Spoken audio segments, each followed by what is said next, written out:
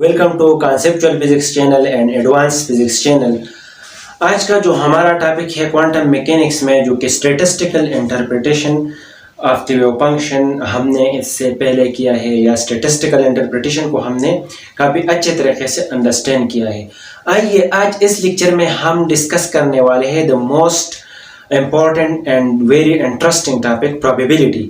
Probability को हम quantum mechanics में कैसे लेते हैं और फिर इस पे हम किस तरह अप्लाई करेंगे। तो जिस तरह हमें पता है, because of the statistical interpretation, probability जो है हमारे पास play central role in quantum mechanics. ठीक है, अब मैं ऐसा करता हूँ कि प्रोबेबिलिटी की जो थ्योरी है ब्रीफली आप लोग के साथ उसको डिस्कस करूँगा, क्योंकि प्रोबेबिलिटी की जो थ्योरी है इसमें ज़्यादातर जो मेनली क्वेश्चन होता है कि इसके टर्मिनोलॉजी और इसके नोटेशन के बारे में हमसे क्वेश्चन किया जा सकता है कि हम इसको किस तरह अंडरस्टैंड कर सकेंगे। तो आइए देखते हैं इसको मैं एक जनरल एग्जाम्पल एग्जाम से आप लोगों को जो है प्रोबेबिलिटी को समझा रहा हूँ, जो कि एक एग्जाम्पल से आप लोगों इसको समझ सके। तो प्रोबेबिलिटी में एक हमारे पास डिस्क्रीट वेरिएबल वैल्यूज होते हैं, या हमारे पास वेरिएबल्स होते हैं। ठीक है, प्रोबेबिलिटी है और इसमें एक जो है डिस्क्रीट वेरिएबल होते हैं, एक हमारे पास कंटिन्यूस वेरिएबल होते हैं। तो आज के इस लेक्चर में हम डिस्क्रीट वेरिएबल को लेंगे और इसको हम थोड़ा सा एक्सप्लेन करने की कोशिश करेंगे एक सिंपल एग्जांपल के साथ। ठीक है, तो सबसे पहले आइए अपने टॉपिक की तरफ।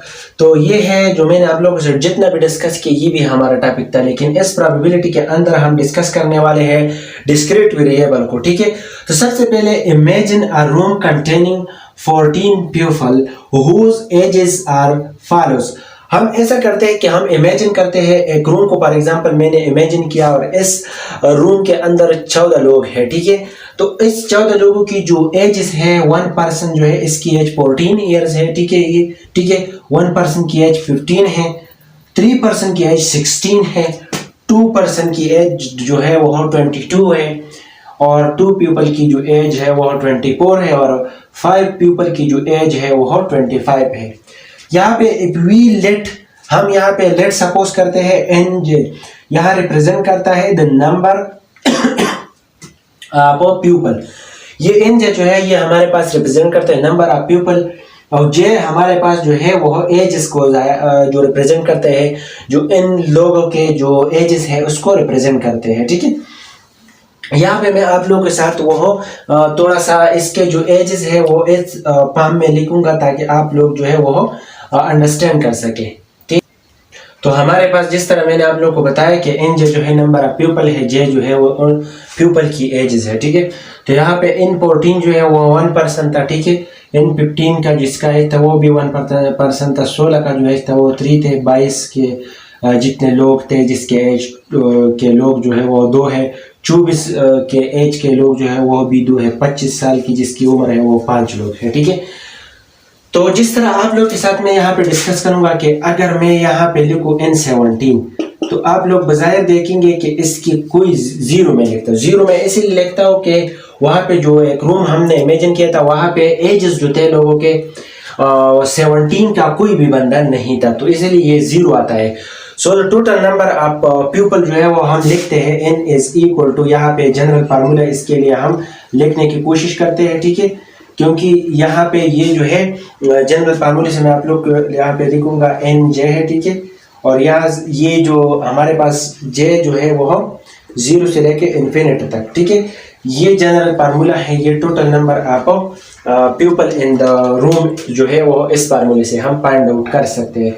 N17 को इसलिए 0 लिखा है क्योंकि इस पे कोई जो है ऐसा बंदा नहीं था जिसकी उम्र जो है 17 साल होती। तो इसमें ऐसा है, अब हमारे पास जो है जिस तरह हम बात करते तो इन ही वैल्यू के बारे में, इन ही डेटा के बारे में जो है हमारे पास कुछ ऐसे क्वेश्चंस जो है वो अराइज होते हैं। तो वन बाय वन मैं आप लोग के साथ वो क्वेश्चन डिस्कस करूंगा। ठीक है, कि ये जो क्वेश्चन है कि इसको हम कैसे हैंडल कर सकते हैं, इसको किस तरह हल करते हैं, सोल्यूशन इसकी क्या है। और सोल्यूशन से पहले एक और बात भी है कि क्वांटम मैकेनिक्स में प्रोबेबिलिटी को डिस्क्रीट वेरिएबल्स के लिए जो हम लेते हैं तो वहाँ पे इसको क्या नाम कहते हैं क्वांटम मैकेनिक्स में और क्या होता है। ठीक है, तो आइए वन बाय वन क्वेश्चन को आंसर करते हैं। तो क्वेश्चन हमारे पास ये है if you selected one individual at random from this group, जो मैंने आप लोगों के साथ ग्रुप शेयर किया था कि एक इमेजिन करते हैं एक रूम में इतने बंदे हैं, ठीक है, what is the probability that this person age would be 15। अब इसकी प्रोबेबिलिटी क्या होगी अगर एक पर्सन की एज जो है वो 15 है, तो इसको हम किस तरह आंसर करते हैं, ठीक है। तो इसको आंसर करने के लिए आप लोग के साथ मैं डिस्कस कर रहा हूँ, यहाँ पे एक्सप्लेन करूँगा कि किस तरह हम बता सकते हैं। जिस तरह हमारे पास जो सारे जितने लोग थे तो वह टोटल कितने थे, वह नंबर ऑफ जो टोटल थे वह 14 थे, तो इसके चांसेस प्रोबेबल जो है इसके 14 है, ठीक है। क्योंकि 14 इसीलिए है ताकि आप लोगों के पास जो है 14 पॉसिबल चॉइसेस है, ठीक है। क्योंकि हमारे पास जो लोग हैं वह भी 14 है, क्योंकि वहाँ पे अगर 15 एज का हम बंदा उठाते हैं तो क्या चॉइसेस होगी, तो 14 में से एक होगा, ठीक है। तो आइए इसका जो है हम आंसर करते हैं एक और तरीके से। यहाँ पे मैं आप लोग को लिखता हूँ कि एफ पी जे जो हमारे पास है ये क्या है, पी जे जो है is the probability of getting age, क्या है, इज द हमारे पास क्या है, is the probability of getting age है, ठीक है, ये पी जे जो है, ठीक है। तो हम किस तरह इसको करते हैं, तो इसके लिए जो है फॉर एग्जांपल 14 के लिए अगर हम लिखते हैं तो 1/14 होगा, ठीक है। अगर हम 15 के लिए लिखते हैं तो 1/15 होगा, ठीक है। और अगर 16 के लिए लिखते हैं तो 16 हमारे पास कितने लोग थे, वह 3 बंदे थे, ठीक है। 16 के जो एज के बंदे थे वह कितने थे, 3 बंदे थे, तो 3/16 होगा। जिस तरह 22 के एज के कितने थे, 24 के और 25 के, तो वह इतने बाय इतने होगा, ठीक है। तो इसके लिए जनरल फार्मूला मैं आपको लिखता हूँ यहाँ पे पीजे के लिए। तो यहाँ पे जनरल फार्मूला हमारे पास जो है वो बहुत इजी है, क्योंकि पीजे जो हमारे पास है वह बराबर है, पीजे हमारे पास इज इक्वल टू होगा एन जे। अब एन जे क्या है, number of people divided by हमारे पास एन है, ठीक है, N total number of people, ठीक है। एन क्या है, टोटल नंबर ऑफ पीपल है। जिस तरह मैंने आप लोगों के साथ यहाँ पे जनरल फार्मूले से जो आप लोगों के पास डिस्कस किया, तो हमने काउंट करना है कि टोटल बंदे कितने हैं, तो हमारे पास जो टोटल एन है वह 14 है। अब बाई एन जे अब हम बात करते हैं, फॉर एग्जांपल अगर लेट सपोज हम ये बात करेंगे कि 16 का जो एज था इसके कितने लड़के थे, तो 16 का जो एज है इसके जो लड़के हैं वह 3 थे, भाई वो हम कितने लिखेंगे, 3। तो इसको किस तरह इस फार्मूले पे अप्लाई करेंगे, तो हम इसको जो जनरली अप्लाई करेंगे इस फार्मूले पे पी जे जो है वह बराबर होगा, यहाँ पे पी जे की जब हम बात करते हैं तो जी की जगह हम वीडियो डालते हैं, यहाँ पे क्या है 16 है ना, तो 16 और एन जे की जो वैल्यू है वो कितना है 3 है, बाई इसकी कितना है ये। तो जिस तरह हम फॉर एग्जांपल हम लिखते हैं यहाँ पे 25 के बंदे जितने थे उसके एजेस, तो 25 यहाँ पे हम लिखेंगे, तो यहाँ पे हमारे पास जो है 14 होगा, क्योंकि एन जो है कितने हैं हमारे पास एन 14 है। अब एन जे कितना है वह कितना हम लिख सकते हैं, तो भाई आप लोग खुद ही देख ले कि एन जे के जो यहाँ पे इस तरह मैं लिखता हूँ, एन जे के 25 का जो एज के लड़के थे वो मेरे ख्याल में 1 था, ठीक है। तो सॉरी वह 5 बंदे थे, ठीक है, तो 5 बंदे थे, तो आप लोगों ने क्या करना है यहाँ पे 5/14 लिखना है। इस तरह आप लोगों ने इसको लिखना है by age a probable value, ठीक है। ये इसका जनरल फार्मूला, इस जनरल फार्मूले से आप लोग कुछ भी कर सकते हैं इसके लिए, ठीक है। और मजीद इस पर थोड़ा सा बात करते हैं, फिर नेक्स्ट क्वेश्चन की तरफ जाते हैं। तो यहाँ पे हमारे पास जो है एक हिस्टोग्राम मैंने बनाया है, ठीक है। इस हिस्टोग्राम पे मैंने जो रेंडमली सेलेक्ट किया है डेटा फ्रॉम द रूम, उसको मैंने हिस्टोग्राम पे शो किया है, ठीक है, ताकि आप लोग जो है ग्राफिकली भी थोड़ा सा अंडरस्टैंड कर सकें, ठीक है। तो इसके लिए एक हिस्टोग्राम जो है नंबर ऑफ पीपल जो है वो शो करते हैं, हमारे पास जो है वो एन जे है, ठीक है। एन जे जो है नंबर ऑफ पीपल को शो करते हैं, ठीक है। यहाँ पे आप लोग के पास में लिखता हूँ नंबर ऑफ पीपल, ठीक है, जो लोगों की जो है हमारे पास नंबर ऑफ पीपल जो है वो आप लोगों के पास शो कर रहे हैं। और जे जो है आप लोगों के पास मैंने पहले भी बताया था कि जे जो है वो एजेस को रिप्रेजेंट करते हैं, ये एजेस है, ठीक है, यहाँ पे जे है, ठीक है, कोई भी। और ये एन जे जो है नंबर ऑफ पीपल के कितने पीपल है, तो भाई आप लोग जो के सामने के यहाँ पे आप लोग देख ले तो थोड़ा सा गलत मिस्टेक, ये 5 बंदे थे, ठीक है, तो इसके जो है एजेस कितने थे वो 25 थे, ठीक है, यहाँ पे 25 इधर लिखना है, ठीक है। तो अगर आप लोग जो है फिर देखें कि आप लोग के पास एज होगा 1% की कितने एजेस थे, तो आप लोग के पास 1% के लिए जो एजेस है वह 14 और 15 साल के लोग थे। ठीक है, तो ये था हिस्टोग्राम का जो आप लोग के पास मैंने जस्ट सिंपली इसको आप लोग के साथ डिस्कस किया कि हिस्टोग्राम पे आप लोग किस तरह शो कर सकते हैं। ठीक है, तो ये ग्राफिकल था। तो ये हमारे पास notice that the probability of getting either 14 or 15 is the sum of the individual probabilities. In particular, the sum of all the probabilities is 1. यहाँ पे मैं आप लोग के साथ डिस्कस करूँगा all की जो probability है वो 1 के बराबर है, लेकिन जो आप लोग यहाँ पे देख रहे हैं कि 14 या 15 की जो probability होगी वो कितनी होगी, तो वो हमारे पास 1/7 होगा दोनों के लिए। ठीक है, 1/7। ठीक है, तो अगर आप इंडिविजुअली देखें इसका प्रोबेबिलिटी हम किस तरह गेट कर सकते हैं 14 या 15 के, तो वो 1/7 होगा। इन पार्टिकुलर खास तौर पर जो सम ऑफ ऑल द प्रोबेबिलिटीज जो हमारे पास है वो 1 के बराबर है। किस तरह मैथमेटिकली आप लोग देखें तो मैथमेटिकली हमारे पास जो है वो इस फॉर्म में है कि जे जो है 0 से लेकर इन्फिनिटी तक पी ऑफ जे जो है वो 1 के बराबर है। तो ये हमारे पास प्रोबेबिलिटी पार्टिकुलर वे में है। ठीक है, और ये इंडिविजुअली अगर हम लेंगे तो वह 1/7 है। तो अब बढ़ते हैं अपने नेक्स्ट क्वेश्चन की तरफ कि हमारा नेक्स्ट क्वेश्चन हमसे क्या पूछता है।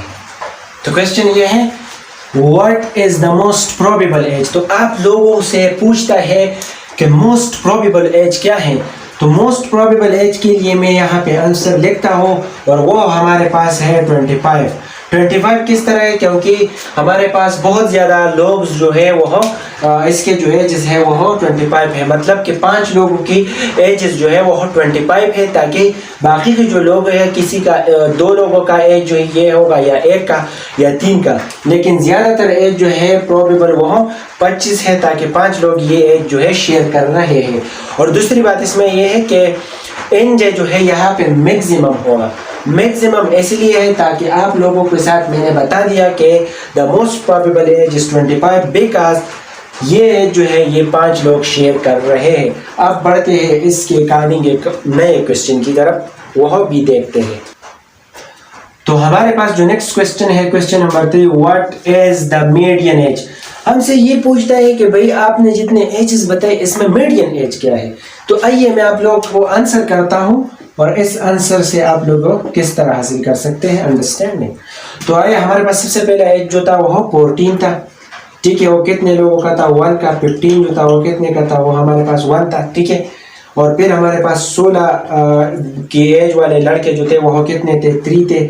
और फिर इसके बाद जो है 22 के जो एज थे इसके कितने थे 2 थे। ठीक है, और इसके बाद आप लोगों के पास है 24 के कितने थे 24 के एज के लड़के थे हमारे पास और 2, और 25 के एज के लड़के थे वो 5। तो आप लोग खुद ही देख ले, यहाँ पे जो है 7 और ये कितने हैं, ये भी 7 है। ठीक है, अब ये देखे आप 14, 15, 16, 22।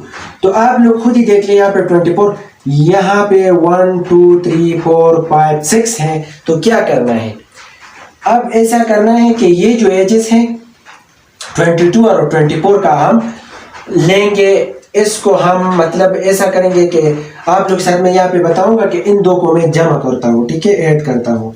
तो हमारे पास ये कितने बनते हैं 46 बनते हैं क्या, नहीं 46 को हम 2 पे डिवाइड करते हैं। ठीक है, क्योंकि 7 पीपल इधर है 7 पीपल इधर है। ठीक है, तो हमारे पास ये होगा 23। तो इसका मतलब ये है कि इन दोनों के दरमियान का जो सारा इस तरह में आप लोगों के साथ यहाँ फिर दोबारा लिखता हूँ 14 कामा 15 कामा 16 और कामा हमारे पास जो है 22 कामा हमारे पास जो है 24 कामा 25।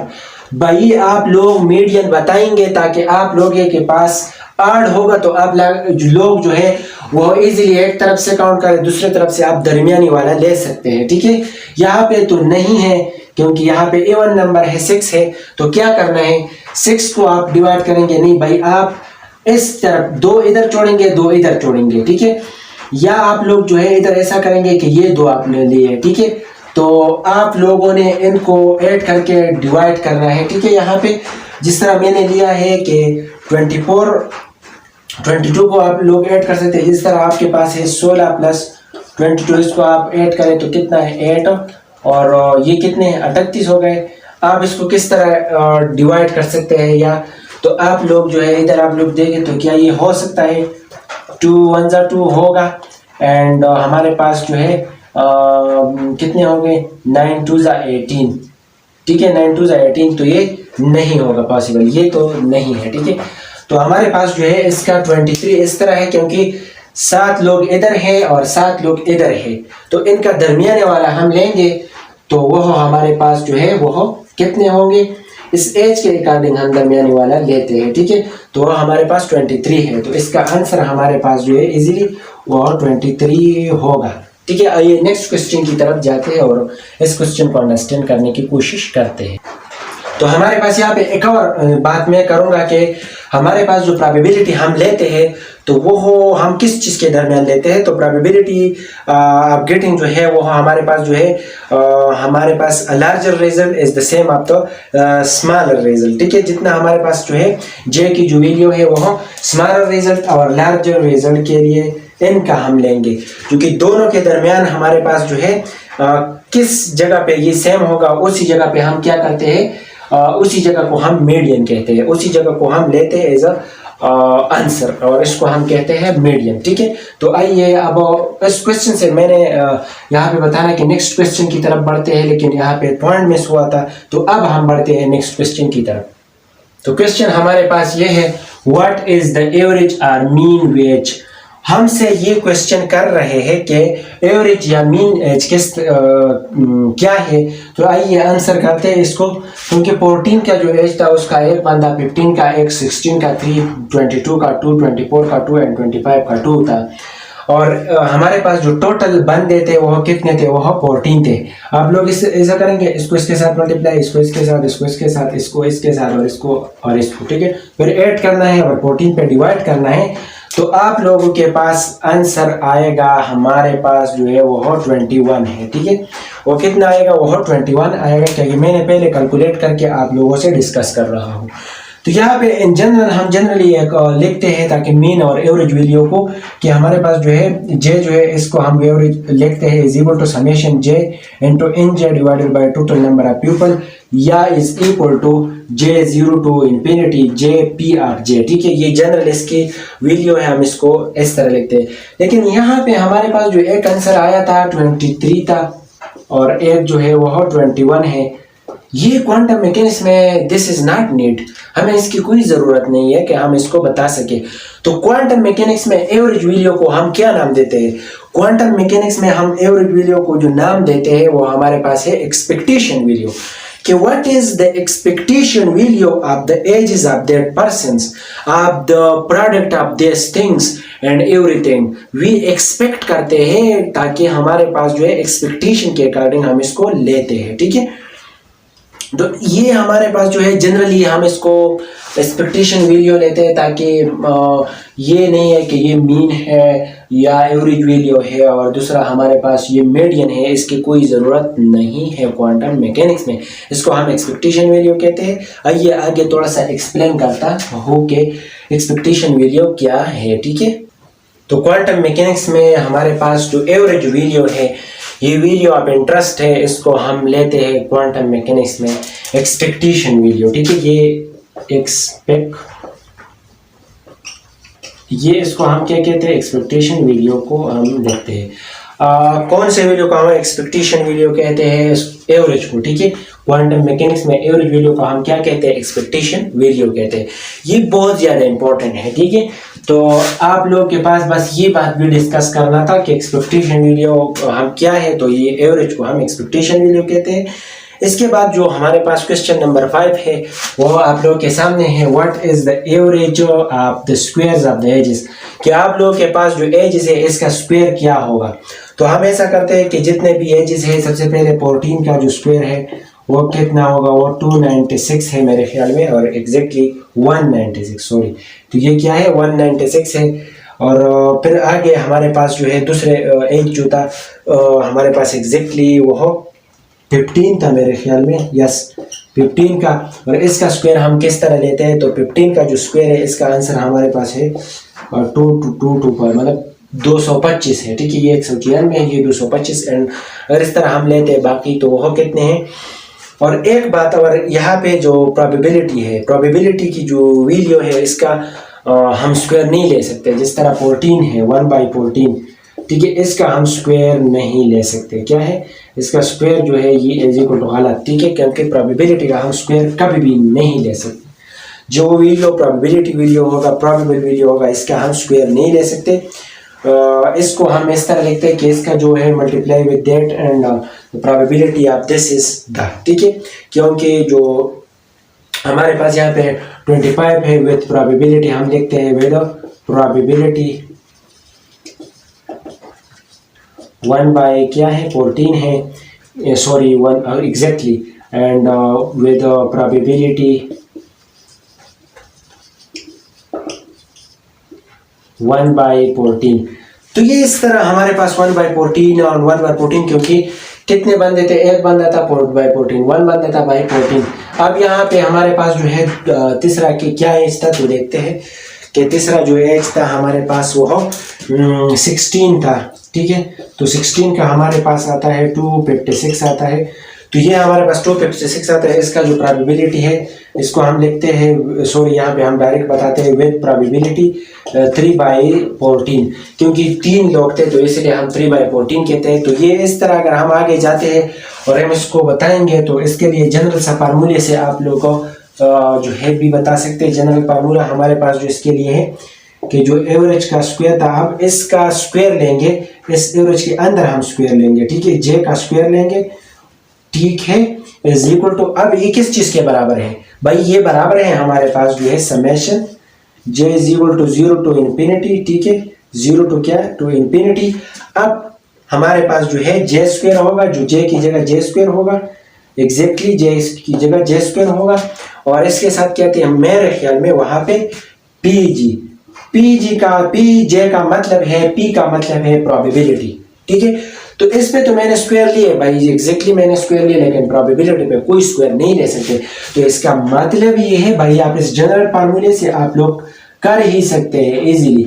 ये जनरल फार्मूला आप लोग के लिए बहुत ही इंपॉर्टेंट है, इसलिए इंपॉर्टेंट कि एज जो है, ठीक है, और उस एज का आप स्क्वायर लेंगे, मल्टीप्लाई करेंगे प्रोबेबिलिटी के साथ, प्रोबेबिलिटी के ऊपर आप 1/14 इसलिए हमने लिखा, या 1/14 लिखा, 1/14 लिखा, दो एजेस के लिए 3/14 हम लिखते हैं, 5/14 हम लिखते हैं, क्योंकि ये बंदे हैं और ये भी बंदे, ये मतलब 1%, 2 and 5 and 4 and so on and 3, ठीक है। तो इस फार्मूले में हम पुट करेंगे, और ये समेशन का जो मतलब है कि इसको हम ऐड करेंगे। तो जब हम इसको ऐड करेंगे तो हमारे पास इसका आंसर होगा, इजीली आएगा, ठीक है। और इसके बाद जो हम मजीद बात करते हैं, अगर प्रोबेबिलिटी, यहाँ पे मैं आप लोगों के साथ मजीद थोड़ा सा एक और जनरल फार्मूला है उसको भी डिस्कस करता हूँ। तो आप लोग, in general the average value of some function of J is given by, जो हमारे पास है सम पीपल की जो एजेस है वो गिवन बाय है, एजेस सॉरी सम पीपल जो है, अगर हम इसको करते हैं या मतलब सम फंक्शंस हम करते हैं, तो यहाँ पे हम फंक्शन की बात करते हैं तो हम जनरल फार्मूला लिखते हैं फंक्शन के लिए, तो पीपल की जगह हम फंक्शन के लिए करते हैं, तो एफ की हम लेके जे जो है, ठीक है, एजेस है, and average is equal to j is equal to 0 to infinity f of j and to p of j, मतलब फंक्शन के साथ जो एजेस है और इसके साथ, ठीक है। तो ये एक और जनरल फार्मूला था इसके लिए। अब ऐसा है कि हमारे पास जो है एक रूम है, जो इसको हमने, इस पे 2 बच्चे हैं, ठीक है, 2 बेबीज है, और इस हमारे पास एक रूम है, इसमें 2 बेबीज है, ठीक है।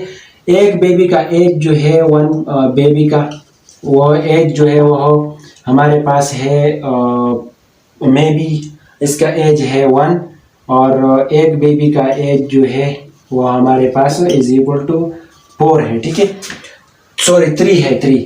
तो अब हम इसको किस तरह लेंगे भाई, इसको हम बता सकेंगे कि इसकी जो यहाँ पे हम बात करते हैं कि जे स्क्वायर का average is equal to and J average का स्क्वायर, तो हम ये कहते हैं कि ये दोनों बराबर नहीं हो सकते।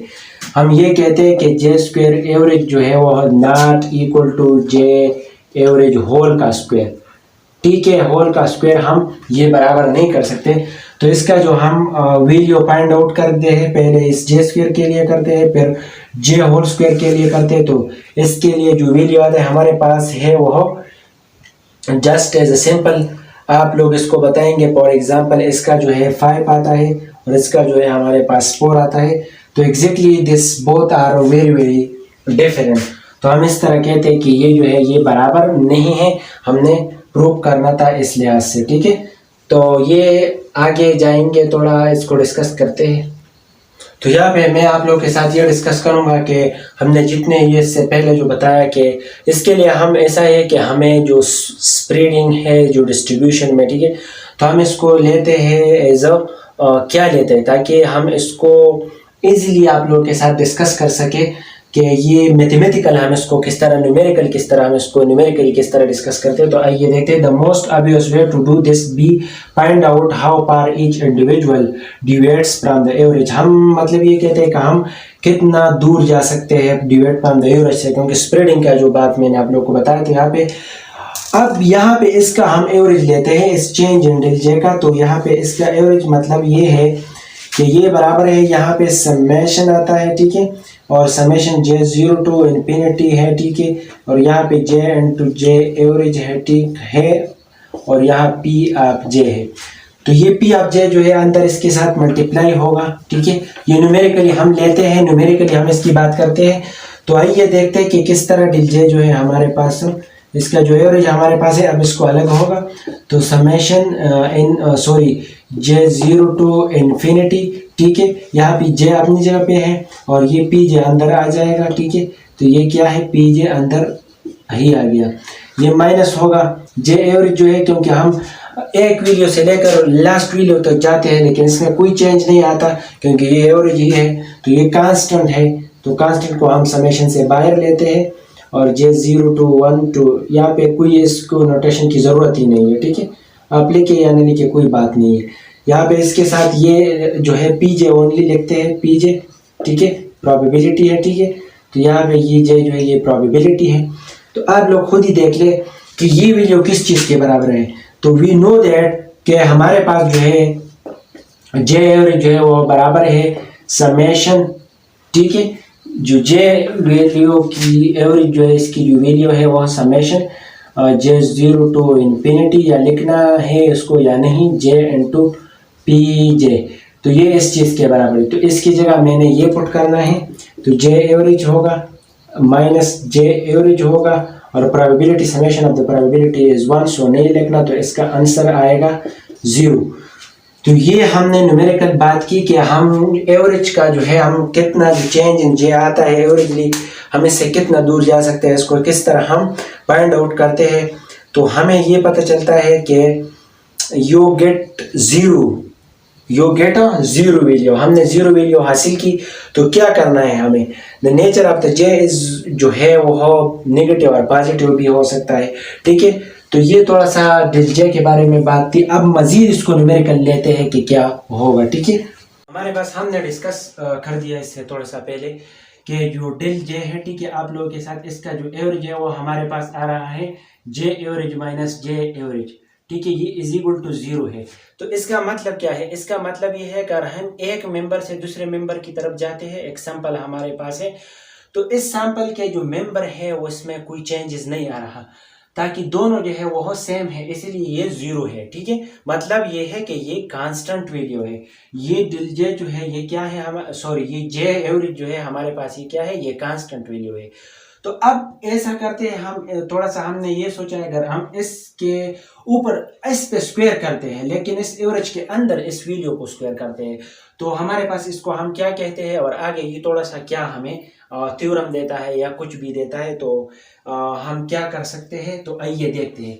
ऐसा करते हैं सबसे पहले कि यहाँ पे जो है ये हमारे पास इसका स्क्वायर मैंने लिया है और फिर एवरेज लिया है, और इसके बाद हमारे पास जो है वो क्या है, वह बराबर है हमारे पास कि हमारे पास ये बराबर है सिग्मा स्क्वायर का। अब ये सिग्मा क्या है, तो हमारे पास ये जो सिग्मा है ये हमारे पास जो है quantity is known as variance. ये क्वांटिटी है, इसको हम क्या कहते हैं, ये क्वांटिटी है और इस क्वांटिटी का नाम है इज नोन एज, इसको हम कहते हैं वेरिएंस। ठीक है, ये हमारे पास क्या है, वेरिएंस है। जस्ट सिंपल आप लोगों ने वेरिएंस ऑफ द डिस्ट्रीब्यूशन है, जो डिस्ट्रीब्यूशन हो रहा है इसका जो है डिस्ट्रीब्यूशन, ठीक है। तो ये इस डिस्ट्रीब्यूशन का है हमारे पास क्या है, ये वेरिएंस है, ठीक है। तो अब हम क्या कहते हैं कि क्वांटिटी है is known as the variance of the distribution. Distribution का जो वेरिएंस होता है इसका हम क्या कहते हैं, ये एक क्वांटिटी है जो कि इस एवरेज का अंदर जो स्क्वायर है इसके बराबर है, ठीक है। स्टैंडर्ड डिविएशन हम यहाँ पे एक टर्म इसमें ऐड होता है, इसको भी थोड़ा सा देखते हैं कि स्टैंडर्ड डिविएशन क्या है। तो स्टैंडर्ड डिविएशन हमारे पास जो वेरिएंस आपके पास है इसका हम ऐसा करते हैं the square root of the average of the square of the deviation. जो डिविएशन फ्रॉम द एवरेज, जो एवरेज से जो डिविएशन होता है इसका जो स्क्वायर रूट होता है ऑफ द एवरेज, इसको हम कहते हैं स्टैंडर्ड डिविएशन। ये हमारे पास स्टैंडर्ड डिविएशन होता है। अब इसके बाद ऐसा करते हैं थोड़ा सा कि जो स्टैंडर्ड डिविएशन हमारे पास आ गया, वेरिएंस आ गया, इसका स्क्वायर आ गया। अब थोड़ा सा आगे चलते हैं और इसको यहाँ पे देखते हैं कि एक नया टर्म आता है और इसको हम कहते हैं कि हमारे पास एक थ्योरम है, यूजफुल थ्योरम है, इसको हम कहते हैं हमारे पास जो है वेरिएंस पे एक थ्योरम है, ठीक है। वो थ्योरम सबसे पहले जो स्टार्ट होता है वो इस चीज से स्टार्ट होता है, ये जो जे स्क्वायर का एवरेज है ये बराबर है हमारे पास सिग्मा स्क्वायर के, ठीक है। ये जो सिग्मा है इसके स्क्वायर के। अब यहाँ पे एक और बात आती है कि ये जो सिग्मा है या ये जो स्क्वायर है ये किस चीज के बराबर है, तो ये तो आपस में दोनों बराबर है, ठीक है। अब ऐसा करते हैं सिग्मा को इधर लिखते हैं, सिग्मा स्क्वायर जो है वो बराबर है इस चीज का। अब ये चीज किसका बराबर है, ये बराबर है हमारे पास समेशन होता है। यहाँ पे एक बात याद रखना है, समेशन होता है जिससे पहले हमने थोड़ा सा डिस्कस किया था उसी है में आता है, ठीक है, कोई नया चीज नहीं है, समेशन है। यहाँ पे जो डेल जे है, डेल जे अपनी जगह पे है, ठीक है। यहाँ पे स्क्वायर की हम बात करते हैं तो स्क्वायर यहाँ पे हम इसके ऊपर स्क्वायर डालेंगे, जस्ट सिंपल इसके ऊपर मैंने स्क्वायर ही डाल दिया और यहाँ पे प्रोबेबिलिटी आप विद जे के साथ होगी। यहाँ पे अगर आप जे 0 से लेकर इन्फिनिटी तक लिखते हैं तो तब भी ठीक है, अगर आपने लिमिट को नहीं लिखना तब भी ठीक है, इसमें कोई इशू नहीं आ रहा। अब यहाँ पे इस वेरिएंस पे जो थ्योरम है ये चल रहा है और स्टार्ट इस चीज से है, ठीक है। आप लोगों ने डरना नहीं। आगे जाते हैं, ये डेल जे जो है, डेल जे आप लोगों को पता है ये हमारे पास बराबर है जे माइनस जे एवरेज का, ठीक है। ये किस चीज का बराबर है, जो मैंने पहले बताया जे माइनस जे एवरेज का बराबर है, ठीक है। और इसमें इतनी डरने वाली बात है ही नहीं। अब ऐसे करते हैं भाई, इस पे स्क्वायर है, अब ये वैल्यू उधर पुट करते हैं, जैसे सिंपल मैंने समेशन डाल दिया यहाँ पे और इसकी जगह मैं ये वैल्यू पुट करता हूँ ताकि हमारे पास जो थ्योरम है उसका भी कुछ पता चल जाए, ठीक है। और पी जे जो है वो बाहर है, ठीक है। अब आगे जाते हैं, इसका जो फार्मूला हमारे पास आप लोग को पता है ए माइनस बी होल स्क्वायर का फार्मूला है, जो बच्चों को भी आता है 2ab प्लस बी स्क्वायर, ठीक है, प्लस बी स्क्वायर। ये डरना नहीं है, प्लस इसलिए कहा, तो ये बहुत सिंपल है आप लोगों ने आगे। और इस तरह करना कि इसको मैं थोड़ा सा करता हूँ, समेशन का सिंबल मैंने किया। अब ऐसा है कि जे जो है जे पे स्क्वायर लिया भाई और पी जे मैंने डायरेक्टली अंदर मल्टीप्लाई किया क्योंकि इसके साथ मल्टीप्लाई हो गया। अब दूसरा है, सॉरी, इसको मल्टीप्लाई करना थोड़ा सा कंफ्यूजन बनता है। अब ऐसा है कि मैंने ऐसा किया है, पहले का जो है स्क्वायर माइनस पहला क्या है सेकंड एंड टू पास, ये दोनों मल्टीप्लाई होंगे, ठीक है। ये फार्मूला है, जस्ट सिंपल फार्मूले से मैं कर रहा हूँ, ठीक है। यहाँ पे आप लोगों ने सिंबल का थोड़ा सा ध्यान रखना है, मुझसे नहीं हो रहा, ठीक है। और यहाँ पे जो है प्लस जे का जो है एवरेज का होल स्क्वायर और यहाँ पे पी जे है, ठीक है। तो आगे जाते हैं, ये जो है अब ये मल्टीप्लाई होगा, इसके साथ भी होगा, इसके साथ भी होगा, इसके साथ भी होगा, ठीक है। तो आइए देखते हैं कि किस तरह ये मल्टीप्लाई होगा। तो समेशन का सिंबल भी अपनी जगह पे है, यहाँ पे जे स्क्वायर आ गया भाई, पी जे आ गया, माइनस आ गया 2 और ये जे आ गया, ठीक है। जे का हम जे एवरेज जो है ये हमने कांस्टेंट लिया, हमने थोड़ा सा पहले बताया कि जे एवरेज जो है वो कांस्टेंट, अगर हम when we go from one member to another, so this is become the same because the member is same is constant, ठीक है। ये कांस्टेंट है, यहाँ पे जे है पी जे है, ठीक है, जे है पी जे है, टू भी कांस्टेंट है इसलिए मैंने बाहर रखा। आप लोगों ने यहाँ पे कोई मसला क्रिएट नहीं करना। प्लस जो है प्लस हो गया, समेशन आ गया। अब भाई इसको देखना है, जो सिंपल ये भी कांस्टेंट है, अगर इस पे स्क्वायर पे कांस्टेंट होगा, कांस्टेंट पे स्क्वायर होगा या कांस्टेंट पे जो भी होगा वो बाहर आ जाएगा, ठीक है। स्क्वायर का भी कोई मतलब इशू नहीं है, पीजे है यहाँ पे, क्या है ये पीजे है। भाई आप लोगों ने यहाँ पे बिल्कुल तो डरना नहीं है, क्योंकि आप लोगों के पास कुछ थ्योरम है जो कि बराबर है। ये समेशन का सिंबल थोड़ा सा दिमाग खराब करता है, ये जे पी जे, ठीक है। ये जो है ये आप लोगों ने, ये किस चीज के बराबर, यहाँ पे जे 0 से लेकर इंफिनिटी, अगर आपने लिमिट जाहिर करना है तो ठीक है, नहीं करना तो फिर भी this is not the way, ठीक है। कोई मसला क्रिएट नहीं कर सकता है ये। तो ये बराबर है भाई जे एवरेज का।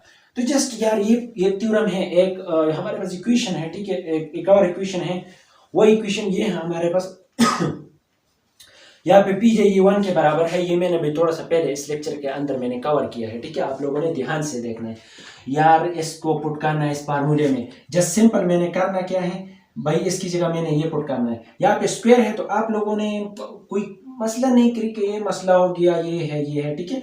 बस सिंपल इस जे के ऊपर स्क्वायर है, जे के ऊपर, तो एवरेज तो बाहर है ना, जे के ऊपर स्क्वायर है, एवरेज बाहर है, ठीक है। ये बात जहन में याद रखना, ठीक है।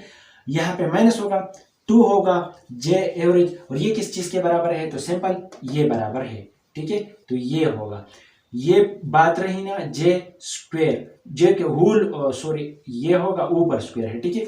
और ये 1 के बराबर है, जैसे सिंपल मैंने किया, तो आपके पास आता है जे का स्क्वायर एवरेज माइनस ये दोनों मल्टीप्लाई होंगे तो पावर ऐड होंगे, सेम है। तो फॉर एग्जांपल हमारे पास जो यहाँ पे है 2x एंड 2x, तो ये दोनों का बेस सेम है तो पावर ऐड होंगे, there is no issue, and we have to add this one.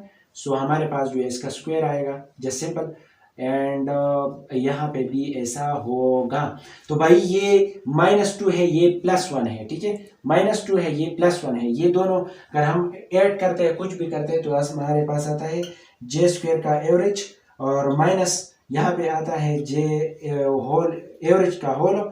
ये जो है यहाँ पे मसला क्रिएट करता है दिमाग खराब के, ये जो है ये डायरेक्टली आप लोगों ने, तो ये जे पे स्क्वायर है, फिर बाद में एवरेज है, यहाँ पे जे का एवरेज फिर स्क्वायर है, आप लोगों ने थोड़ा सा यहाँ पे, और ये क्या है, ये हमारे पास वेरिएंस है या सिंबल का वेरिएंस है। अब ऐसा करते थोड़ा सा ऊपर में लिखने की कोशिश करते, ताकि आप लोग का जो भी इशू है यहाँ पे क्लियर हो जाएगा। और ये लेक्चर बड़े मजे का लेक्चर था, ठीक है, इसमें थोड़ा सा मैथमेटिकल काम भी था। अभी भाई दोनों साइड पे स्क्वायर रूट डालते हैं, जब आप स्क्वायर रूट ही डालेंगे तो हमारे पास स्टैंडर्ड डिविएशन का डेफिनेशन ही आता है। हमने प्रूव किया स्टैंडर्ड डिविएशन को एक और वे से, ठीक है। तो आप लोगों ने करना है स्क्वायर एवरेज माइनस जे एवरेज होल का स्क्वायर है, ठीक है, यहाँ पे, और यहाँ पे इसका जो स्क्वायर है भाई, इसके ऊपर स्क्वायर रूट है। तो ये बात याद रखना, ये स्टैंडर्ड डिविएशन ही है। अब यहाँ पे सिर्फ 2-3 पॉइंट्स को याद रखना है। तो आइए देखते हैं कौन से पॉइंट्स है। सबसे पहला जो पॉइंट्स है यहाँ पे, वो ये कह रहा है कि जे एवरेज का स्क्वायर जो है ये ग्रेटर देन इक्वल होगा जे एवरेज का होल स्क्वायर। क्यों ग्रेटर देन इक्वल होगा, क्योंकि हमारे पास स्क्वायर रूट है, अगर इसको छोटा करते हैं तो इसको नेगेटिव वैल्यू आते हैं, तो वेरिएंस हमारे पास मतलब फिर इमेजिनरी पार्ट ही आएगा, तो इमेजिनरी आएगा तो वेरिएंस इमेजिनरी हो ही नहीं सकता। तो या ये दोनों बराबर होंगे ताकि हमारे पास आंसर 0 आएगा, ठीक है। और या ऐसा है कि ये जो है ये ग्रेटर देन होगा ताकि हमारे पास नेगेटिव कोई चांसेस ही नहीं हो, ऑल पॉजिटिव आएगा, क्योंकि नेगेटिव आएगा तो आपके पास जो है मसला ही क्रिएट होगा। मसला ये है कि इमेजिनरी तो हो ही नहीं सकता वेरिएंस। तो ये इंपॉर्टेंट थ्योरम था वेरिएंस पे, ठीक है। अब एक और बात है, बात ये अगर इस सिग्मा को हम 0 करते हैं, अगर ये दोनों बराबर है, ये 0 आ गया, तो फिर क्या होगा भाई, तो फिर ये होगा कि हमारे पास जो ऑल मेंबर्स है जितने भी distribution with know spread at all, इसमें कोई जो स्प्रेडिंग है ये नहीं होगी, ठीक है। इसका मतलब ये है every number having the same value, क्योंकि इसका भी और इसका भी सेम वैल्यू होगा तो हमारे पास ही 0 आएगा, तो इसका मतलब है डिस्ट्रीब्यूशन हो ही नहीं। तो ये था आज का हमारा लेक्चर। अगर फिर भी आप लोगों का कोई भी इशू है तो आप लोग को जरूर कमेंट्स में आप लोग पूछ सकते हैं, ठीक है। और जो डिस्क्रिप्शन है उसमें बाकी भी लिंक्स मौजूद है, ठीक है। तो इस लिंक्स पे भी आप लोग जो है जाए विजिट करें तो इंशाल्लाह आपको फायदा होगा। Thank you for watching this lecture.